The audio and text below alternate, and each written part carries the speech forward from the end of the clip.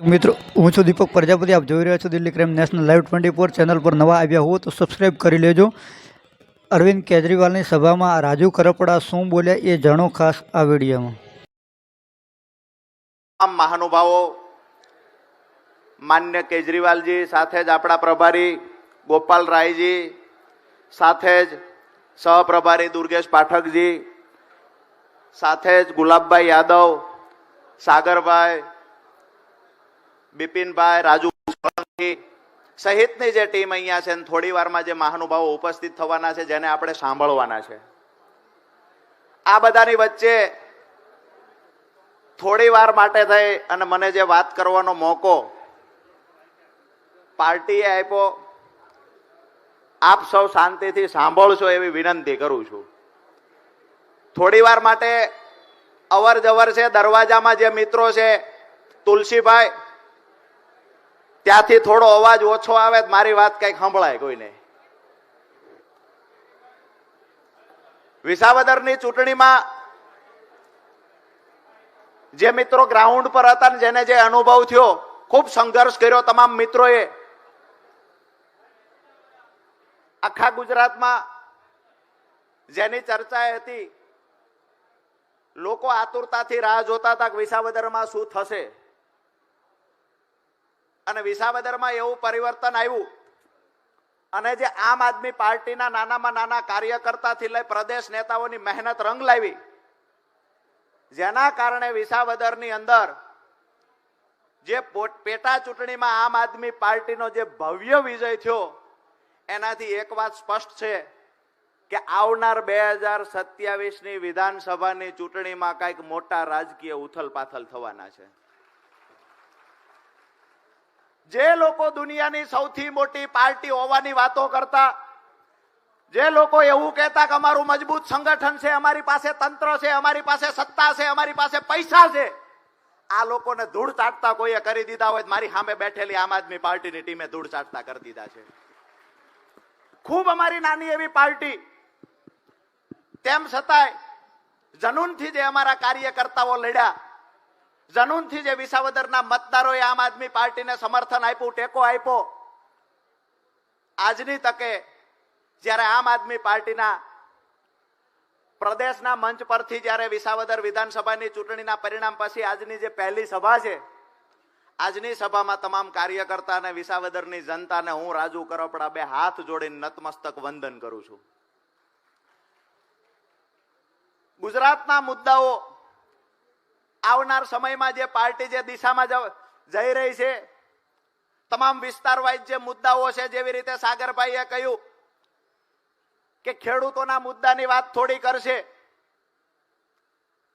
તો હું એવું માનું છું ગુજરાતમાં આજે લગભગ તમામ વર્ગ, તમામ સમુદાય, તમામ સમાજના લોકો ક્યાંક ને ક્યાંક પીડાય છે। મારી વાત સાચી છે? તો આ લોકો માટે લડવાનું કામ કોણ કરશે? આ લોકો માટે લડવાની શરૂઆત આમ આદમી પાર્ટીએ કરી છે। 2022માં શરૂઆત મજબૂતાઈથી કરી, પરિણામ હવે મળતું હોય એવું દેખાય છે। 2022માં પૂરી રીતે આપણે સફળ ન થયા, પણ હવે દરેક કાર્યકર્તાને, દરેક ગુજરાતની જનતાને, દરેક વ્યક્તિને એવું દેખાય છે કે આવનાર સમયમાં 100% આમ આદમી પાર્ટી સફળ થશે અને 27માં સરકાર બનાવશે। અહીંયા જે બેઠેલા લોકો છે, આમાંથી જ કોઈ સરકારમાં હશે। આજે કોઈ કોર્પોરેટર છે, એ વખતે બની શકે કઈક ઊંચા પદ ઉપર સરકારમાં ગાંધીનગર બેઠા હોય, થોડી વાર પછી અહીંયા જ મને દેખાય છે કે 2027ના મુખ્યમંત્રી આપણા મંચ ઉપર જ હશે। થોડી વાર પછી ગૃહમંત્રી એ આપણા મંચ ઉપર જ હશે। સરકારમાં આપણા લોકો બેઠવાના છે, એ નજર સામે દેખાય છે। કૃષિ મંત્રીની જાહેરાત કરી દો। સાગરભાઈ ગઢા થઈ ગયા છે, તો આપણો વારો આવી જશે।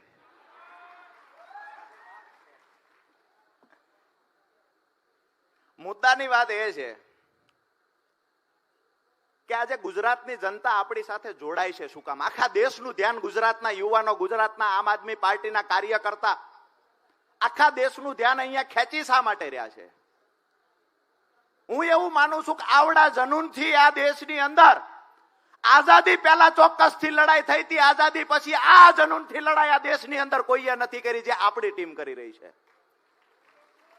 દાવા સાથે કહીએ છીએ કે સ્ટેજ પરથી માત્ર વાતો નથી કરી, જ્યારે જરૂર પડી છે ત્યારે ખેડૂતો માટે લડ્યા છીએ, જરૂર પડી ત્યારે યુવાનો માટે લડ્યા છીએ, જરૂર પડી ત્યારે મોંઘવારી માટે લડ્યા છીએ. જ્યારે યુવાનોના પેપર ફૂટ્યા છે ત્યારે આજે હું ગર્વ સાથે કહી શકું કે આમ આદમી પાર્ટીના પ્રદેશ નેતાથી લઈ અને 67 કાર્યકર્તાઓ 12 દિવસ જેલમાં રહ્યા છે અને આ ગુજરાતના ઇતિહાસની પહેલી એવી કોઈ પાર્ટી હોય તો આમ આદમી પાર્ટી છે. હવે જે લોકો 30 વર્ષથી સત્તામાં છે, અહીંયા તમામ વિધાનસભામાંથી આગેવાનો આવ્યા છે. જે વિધાનસભાની અંદર ગઈકાલે આમ તો કૃષિ મંત્રીએ જાહેરાત કરી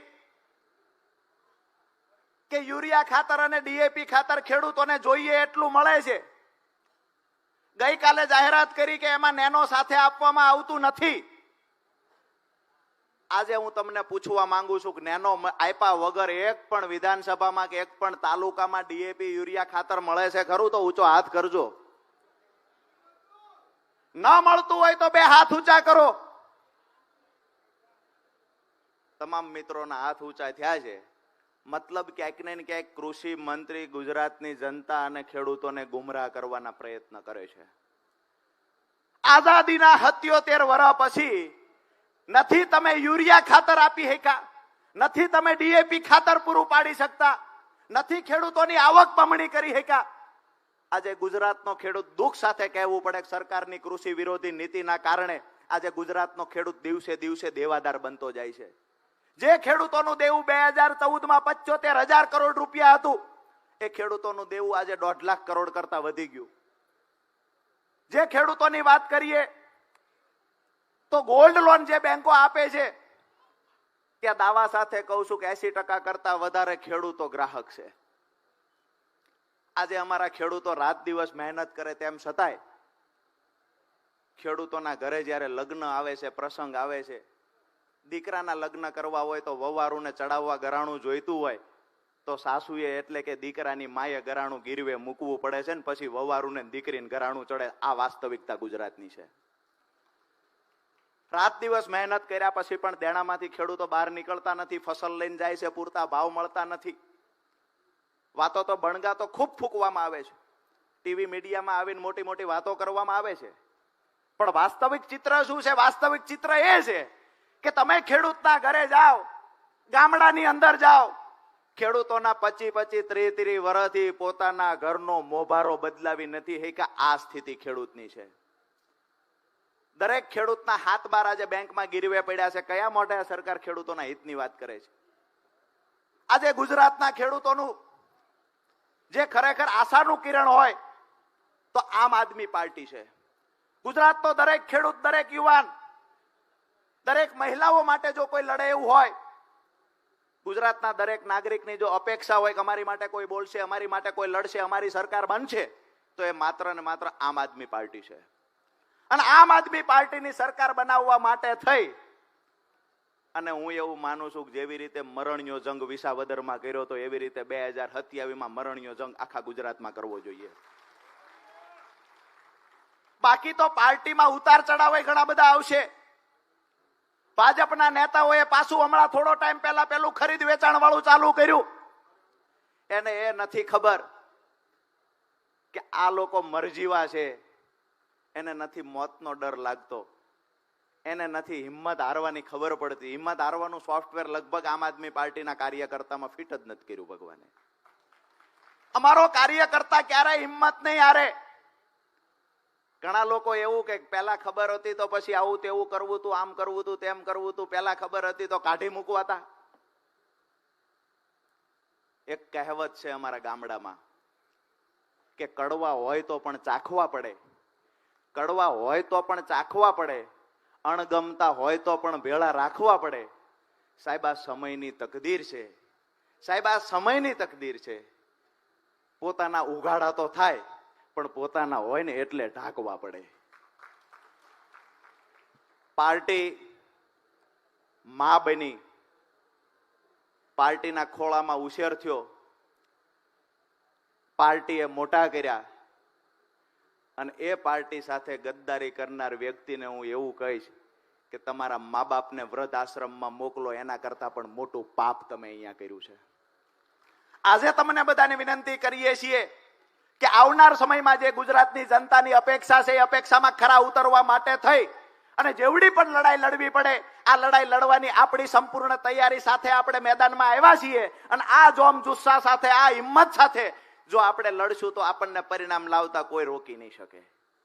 આવનાર સમયમાં જ્યાં પણ જરૂર પડશે ત્યાં પાર્ટીનું પ્રદેશ નેતૃત્વ દરેક જિલ્લા મથકે, તાલુકા મથકે, ગામડાઓમાં જે પણ સૌરાષ્ટ્રના પ્રશ્ન હશે, ઉત્તર ગુજરાતના હોય, દક્ષિણ ગુજરાતના હોય, આદિવાસી બેલ્ટના પ્રશ્ન હશે, તમામ મુદ્દે આજે આમ આદમી પાર્ટી મજબૂતાઈથી લડે છે. હમણાં નવું ભાજપ વાળા શીખ્યા છે કે આમ આદમી પાર્ટીના કાર્યકર્તા વિરોધ કરવા જાય તેની પર કેસ કરી દેવો.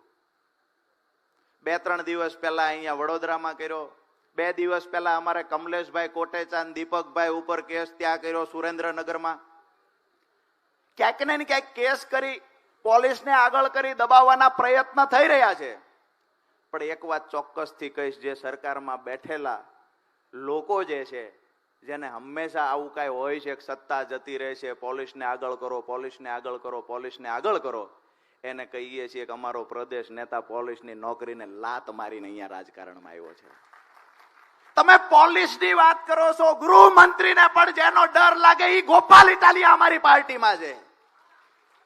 અને આવનાર સમયમાં મને જાણવા મળ્યું ગામડાઓમાં અમારા ચોરે બેઠેલા બાબાઓ કહેતા હતા કે ગૃહ મંત્રાલયના દરવાજે તો અમુક નવી નોટિસો, સ્ટીકર લાગશે, પણ એવું કઈક ન થાય તો સારું છે કે વિધાનસભામાં બૂટ ચપ્પલ બહાર કાઢીને જવાનું. કોઈનાથી ડરવા વાળો માણસ આમ આદમી પાર્ટીમાં નથી. બહેનો છે તો મજબૂતાઈથી લડે છે, યુવાનો છે તો મજબૂતાઈથી લડે છે. અને સાગરભાઈએ જે વાત કરી કે યુવાનોને સૌથી વધારે કોઈએ મહત્વ આપ્યું હોય તો એ આમ આદમી પાર્ટીએ આપ્યું છે, આ માનવું પડે. આજે આપણા ધારાસભ્યોમાંથી 4 ધારાસભ્ય યુવાન, 4 ધારાસભ્યની 40 વર્ષની આસપાસની ઉંમર. અને આ યુવાનો, ભણેલા ગણેલા યુવાનો આપણી વચ્ચે પ્રદેશ પ્રમુખ ઈસુદાનભાઈ ગઢવી જયારે ઉપસ્થિત થયા છે ત્યારે જોરદાર તાળીઓથી ઈસુદાનભાઈને આપણે વધાવીએ.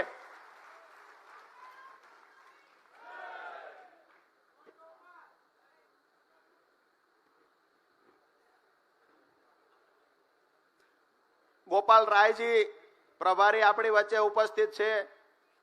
જોરદાર તાળીઓથી ગોપાલ રાયજીને વધાવીએ.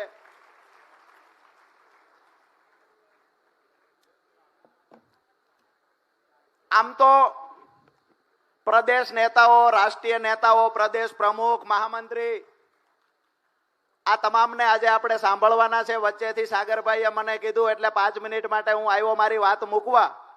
મારી વાત પૂરી કરતા પહેલા એક વાત ચોક્કસથી કરીને મારી વાત પૂરી કરીશ. ગમે એવડી મજબૂતાઈથી લડવાનું થાય, ભાજપ કોંગ્રેસના ગઠબંધન સામે લડવાનું થાય, કમર કસી લેજો.